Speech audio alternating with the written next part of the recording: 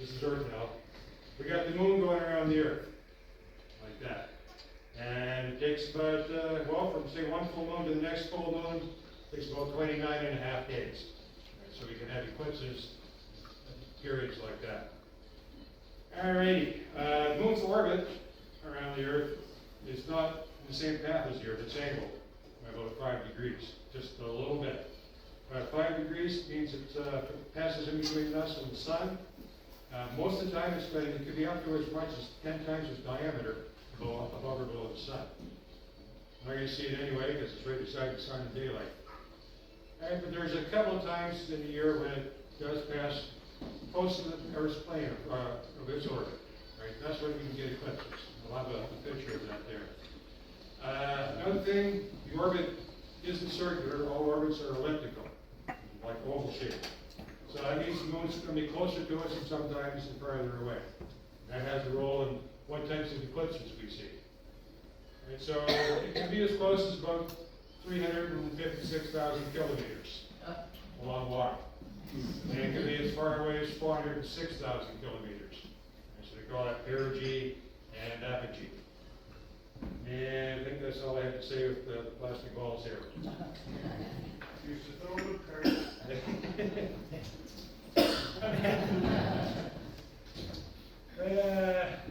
see what I have in here. Okay, so there'd be four types of solar eclipse. The solar eclipse is only going to happen at the new moon phase.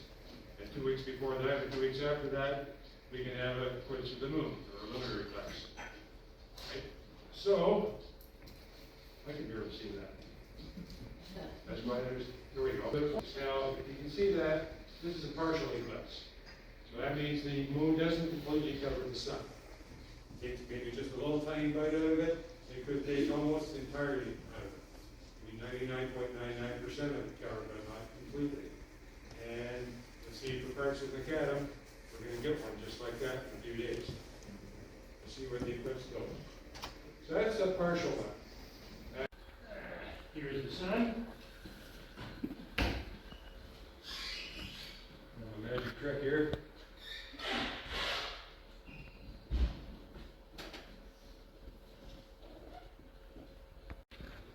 Right, here's the Earth. Right, the moon's going around the Earth in this direction here. We got the sun here. So the Earth is about a little over 12,000 kilometers wide.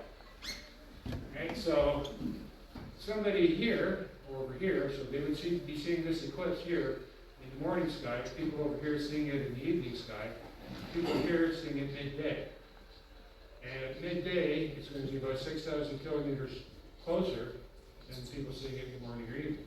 That 6,000 kilometers difference is enough to make the moon too small to cover the sun for those people in the morning and evening, big enough to cover it for people seeing it during the day. So they call that a hybrid eclipse. I think we had the total part of a hybrid eclipse was one of those 8 that touched and run it. There was a much narrower path and it went right through near machine. We've been chatting for actually 200 years ago, it wasn't been anything. Place to go fishing. Alright, so here's when they have the next 4 partial eclipses. Really good one next March, 25. 80% cover. Hang on to the eclipse glasses. Alright, so they're very rare. Now there's this moon is going around twice in its orbit, is going to cross the ecliptic, which is the path that the sun makes. Right? That's the Earth's path. So twice a month it's going to walk over that and then jet down again a couple of weeks later. Right? They call those the nodes. Descending node going up, descending node going down. So if we have a new moon close to that point where it's near the ascending or descending node, it can be coming up. I can move around and show you guys here in a minute. Up into here, work magic. Okay, you see the moon's shadow on the Earth? Anybody within that shadow is going to be in a total eclipse of the sun. Anybody outside that shadow, we're going to have a partial eclipse of the sun. And the farther away they are from the shadow, the less and less of the sun that will be covered by the moon. Right, so the moon's going to come up. Actually, it's coming up close to Hawaii. This one across Mexico and the United States, a little bit through Ontario and Quebec, and into the maritime provinces. And you notice when you stand here like this, you see the circle, as it moves away over the curve of the earth, stretches out like that. So it'd be something like that when it hits New Brunswick. On this side, we have a different part of the world. And you can see the shadow coming across there, right? Like that. It stretches out like that. End of magic trick.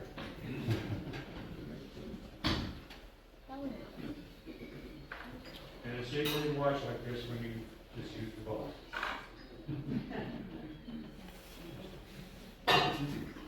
So these are rare, and the total time, that shadow is only about 100 or 200 kilometers wide on average. It's moving maybe across partly. So when it comes in like that, there's a guy that, he was a veteran eclipse watcher, and at one time he saw that cloud coming, and he forgot what it was, and he died. So watch for that one coming. Look overhead, we have a deep blue sky up above. You've got a clear sky.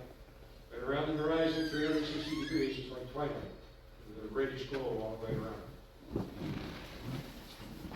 And a couple other things. Well, here's we have a Bailey speeds and diamond ring.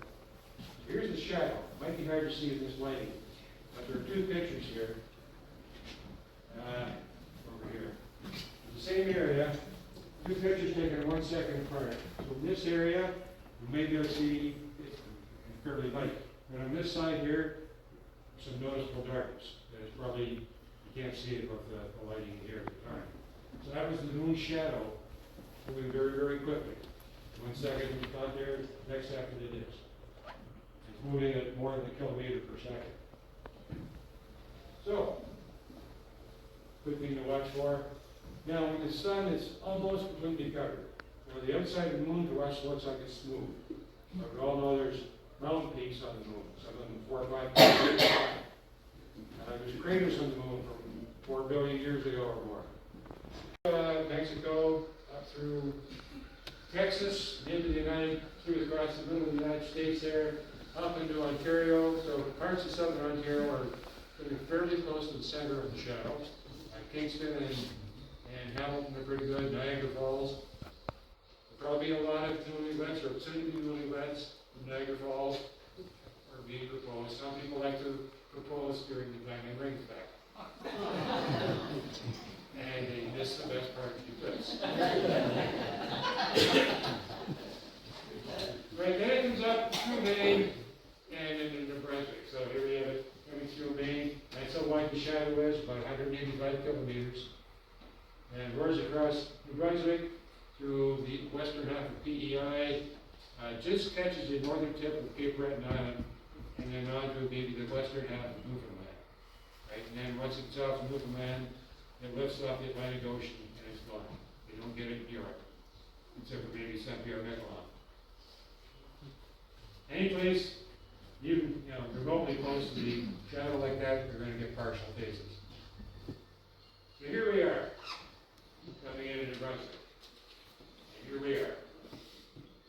Right, very, very close, extremely close to the southern limit of it. Back over here, you're outside of it, up here, you're in it. Right, so, up here in Woodstock, it's going to be a good place. We've got a lot of stuff going on there. Heartland's the best. You get about 3 minutes and 21 seconds of totality. So it runs from McCann, south of Oromocto, just a little bit north of Moncton. So most of Moncton is out of it. Up the northern limit, it's just above Grand Falls. Runs through, say, Mount Garvin, through the mountains and trees up there, and out to the Acadian Peninsula. The middle part, where most people will want to go, Heartland is pretty close to it. Right?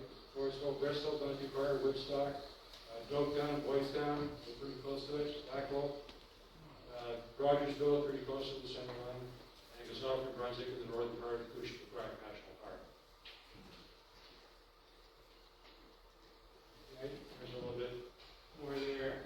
Here's what you want to see. You are here at this moment. So here's the southern limit. All right, my house is out of it. House has been sold now. Couldn't take it over yet. Right, there's a health center here. Looks like swans might be other as well. All right, through the dam, and here's the station here. So in here, when the program I looked at to get this, you click on that area and it tells you how long the eclipse is going to last for totality. It wouldn't give me a number for here. It's just so iffy. I think it's about 5 seconds. 55? I think it's about 5 seconds here at the station. Okay. Last time I looked somewhere else, I think it was given like 18 seconds, but 5 sounds about right. If you're off over the school, it's about 20 seconds. Down to the campground on the lake, it's about 30 seconds. And get down to where the cap plant used to be, or what's there now, that's about 33 seconds there. Maybe anybody working there get the day off. A lot early. All right, so anybody on this side, they're just going to have a very, very, very deep partial eclipse. You might just have that little bit of sunlight on the outside. If you're lucky, maybe you get to see Bailey's Beach for a lot longer. Something like that is a bonus. So take that into account. You really want to be where you in infidelity. St. John, where I am, is about 99% covered. Now the way I use my moonstick or pointer. Sunlight gives off, the sun gives off different forms of light, be it the visible light, white light flash, the light goes to raindrop, the prism breaks it up in the colors of the rainbow.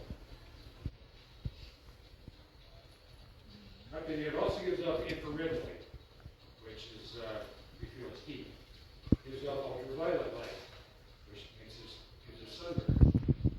It also gives off X-rays and gamma rays, which make us smell like the atmosphere. All right, so we got our cornea up in here somewhere, if I can see that. Most of the ultraviolet light is taken up in the cornea, so it doesn't really affect our vision any, but somebody gets staring at it for a long period of time, chronically, making glimpses of this and that, you could get wind up with cataracts. All right, coming through the infrared light, you can through here, so here's where our retina is in the back, and we have cone cells there, 3 types, red, green, and blue. So they're looking for wavelengths of light. Red light has sort of a longer wavelength, green light a little bit shorter, blue light shorter yet. So we're looking for wavelengths of light corresponding to that. So a red cone cell, we're looking for something with wavelength light. That's certainly going to be 1 many thousandth of the sunlight. Not to make it safe, look at the sun. Right? Before you use it, you want to check to make sure there's no punctures. This is quite sturdy stuff in here. Special filters in here. But if there's any punctures in there, the light's going to get through. And so some little scratches might be alright. Just try them on a bright light in your house. And if you can see more than just a bulb glow, then you don't want to use them. I tried with like a incandescent bulb. I can just see the filaments. All right, so they look okay. So you put them on before you look at the sun, and then lock up. Now, once you get some tonight, put them on. You'll see that you can't see it. But if you want to simulate that, just close your eyes. That's what you see. Otherwise, actually, you might see something purple here. That's good yesterday in school. I thought, can we try it on? Can we try it on? I told them, just close your eyes. It's the same thing. All right. Now, they also recommended here, these have to be certified by certified companies that makes these. They go through testing. Right? Make sure that they are safe to use. And there's an international standard, ISO 12312-2, that should be marked on the inside of it. -2 means eclipse glasses. -1 is for regular sunglasses. All right, so that should be in there. The manufacturer, maybe address of the manufacturer. There has been cases of maybe not having that number on there. Other people are making these. Some actually, scrupulous people are putting it up looking at the sun. They're made for any reflections of the sun. Keep that away from it. They're not made for staring at the sun. Don't use several sunglasses. That's not enough protection. So a picture we got in Toronto, maybe 2017. big smile on his face, had 5 pairs of sunglasses. I think he was okay, but people like that, you have 2 names for them. Lucky and stupid. Never do this. You got your Eclipse glasses on. Do not use them for looking through binoculars or a telescope at the sun. It won't take very long for the energy coming in from the sun through the condensed in the binoculars will burn a hole through the glasses. People have known to light cigarettes with light coming through a telescope. Okay, so don't do that. But you can also do indirect viewing, perfectly safe. Over here. A piece of cardboard, got a hole out of it. Small hole. Tape some tin foil over it, like that. And take a pen or maybe something bigger. I've got 2 ones in here, just see which one's better, one's bigger than the other. Poke a hole in that. Now the reason you're going to poke a hole in tin foil rather than cardboard, cardboard's going to be a little flaky on the side, so you're not going to get a sharpened image. But you make a nice, decent hole for tin foil, so you have a clearer image on there. So you're going to hold it up, let the sunlight come through that, have a white cardboard or whatever, piece of paper, something white for contrast, project it onto that. So you see a little round sun. You got 2 holes, you see 2 suns. And you can watch the moon moving across it that way. Another thing people do maybe is get a small mirror, hand mirror. Tape it up except for maybe half a centimeter in the middle. Set it up in your, if you got a window facing the sun, set it up to the windowsill. And have a darkened room and the reflection put onto the wall, darkened room, you can watch the eclipse that way. Thank you. Well, you're the same one. I am. Couple other things, you got the colander sieves at home, lots of holes in the bottom, hold that up, let the sunlight come through them. Then you see a whole bunch of things. Much of that area right now is expected to be in the cloud. Way up here in the Brunswick, big sunny sky. So, if it stays that way, hopefully it does, we can expect a lot of people to be moving up this way. In fact, I'm getting emails from people through our provincial Shawnees website, 1972. So it was in the northern part of the province. Edmonton was up, the Campbell Valley, and down the eastern seaboard pretty much, through there's a down there machine. Actually, Newcastle is outside. I'm down here, my daughter's down here, so maybe in 55 years I'll go visit her. If she's still living there. All right, just to finish it up, just a little thing. They've known about eclipses for a long time, and they can predict them. One of the things they've noticed that there was a period where eclipses repeat. So every 18 years, 10 or 11 days, depending on how many leap year days are in there, and 8 hours. The eclipse pattern repeats. So remember that one that we've got coming up through Mexico, sort of comes up, snakes around a little bit, up to New Brunswick.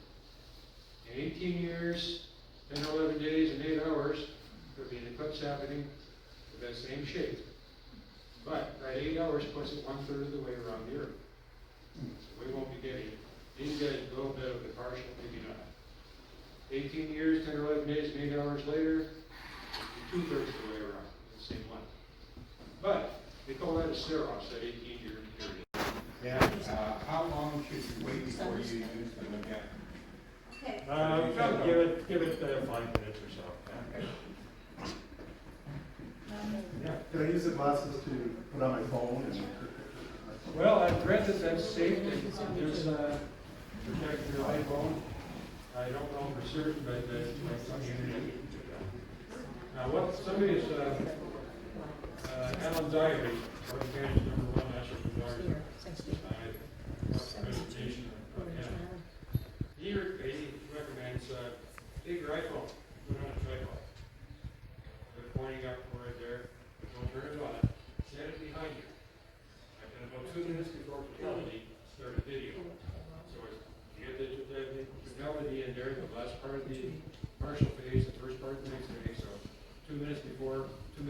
verticality. You get to see the main parts of it, plus you get to see how you react to it. Stuff about the glasses on the phone? Yeah, there's just a little bit of light there, so it's enough.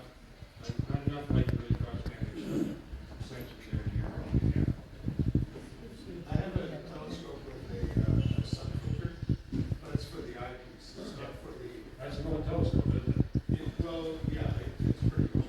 Yeah, okay, so a little green filter that goes in that. Usually they say throw it away.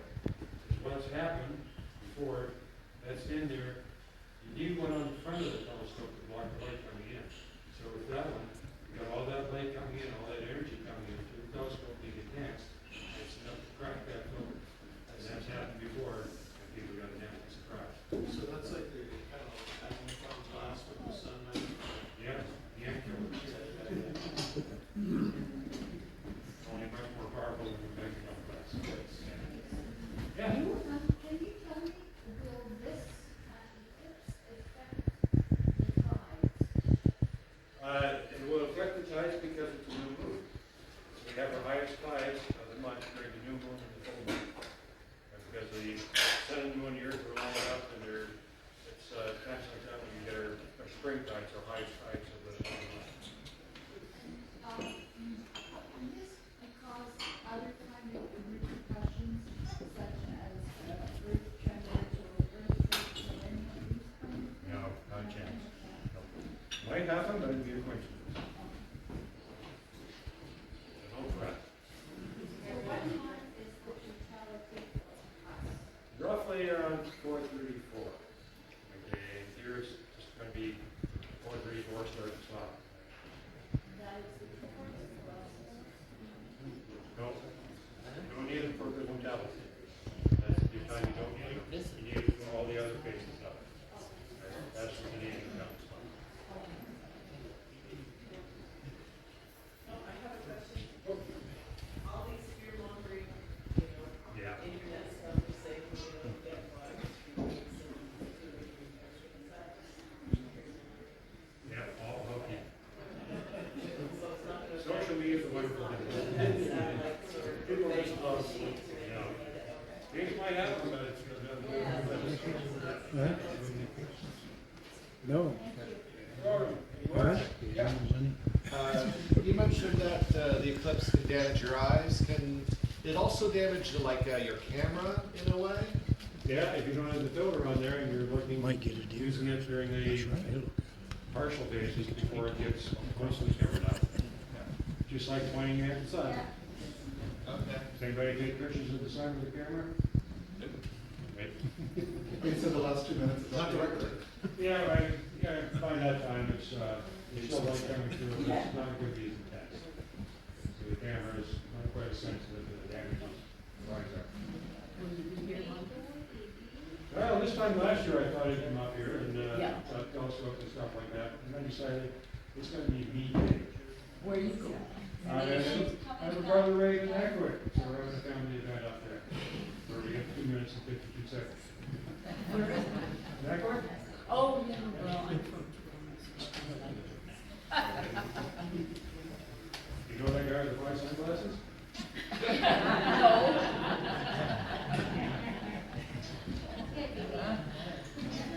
Anything else? All right, it's almost cookie time. When I called Kurt to ask him to come here and give a little talk, he offered to do it almost free of charge. You know what what he asked for? One cookie. Thank you very much.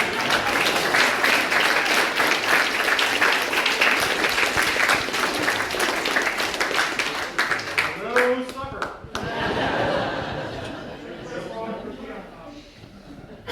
So if everybody wants to come up when they're getting their sweets or whatever, I can give you guys a pair of glasses. There's not as many people as we totally expected here, so everybody can have a pair and just make sure you share with whoever you're watching the eclipse with.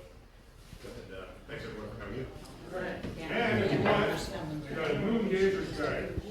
Where you have to go see the moon on vacation, there's a very wide area map there, but just a little bit on the background of phases of the moon and Eclipse is there. So, have it for yourself or your kids or whatever. Thank you.